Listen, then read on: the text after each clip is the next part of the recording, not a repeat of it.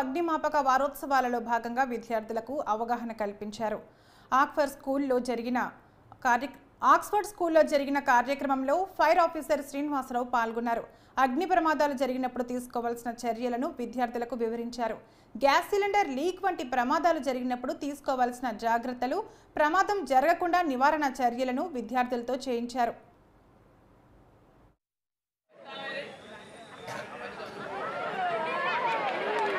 అగ్ని ప్రమాదాల మీద సరైన అవగాహన లేకపోవడం వల్ల ఎవరికి వాళ్ళు మాకేం కాదులే, పక్కవాడికి కాలింది అనుకోండి, మాకేం కాదు అనుకుంటారు. కానీ పక్కవాడికి ఎందుకు కాలింది, వాళ్ళ ఇల్లు ఎందుకు కాలిపోయింది, అజాగ్రత్తగా ఉండటం వల్ల, నిర్లక్ష్యంగా ఉండటం వల్ల అని ఆలోచిస్తున్నామా?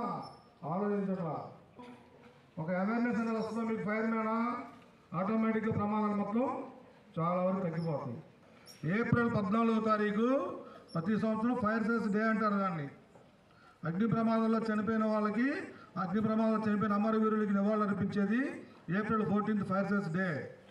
దాన్ని పురస్కరించుకొని ఆ సందర్భంగా ఏప్రిల్ 14 నుంచి ఏప్రిల్ 20 వరకు కూడా schools, hospitals, factories, petrol bunks, cinema halls, gas godowns ఇన్నిటికి కూడా అగ్ని ప్రమాదాల మీద అవగాహన కల్పిస్తారన్నమాట. భవిష్యత్తులో ఇంకా అగ్ని ప్రమాదాలు జరగకుండా ఉంటాయని, ఒకవేళ జరిగినా కూడా దీనివల్ల ఒక అవగాహన ఉండడం వల్ల మనము తొందరగా స్పందించి ఆ ప్రమాదాలను నివారించే అవకాశం ఉంటుంది. కాబట్టి ఈ వారోత్సవాలు జరుపుకుంటాం. చుట్టుపక్కల చూస్తుంటాం, ఎవరు వచ్చి ఆపుతారో కాపాడతారో అని.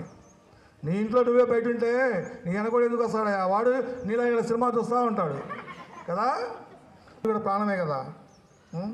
చిన్న చిన్న గ్యాస్ ప్రమాదాలు జరిగినప్పుడు చాలా తేలికగా, ఈజీగా ఆర్పుకోవడానికి అవకాశం ఉంటుంది. అది అట్లా ఆర్పుతారో ఇప్పుడు మా వాళ్ళు చూపిస్తారు, మీకు చూసి నేర్చుకోండి. అగ్ని ప్రమాదాల మీద సరైన అవగాహన లేకపోవడం వల్ల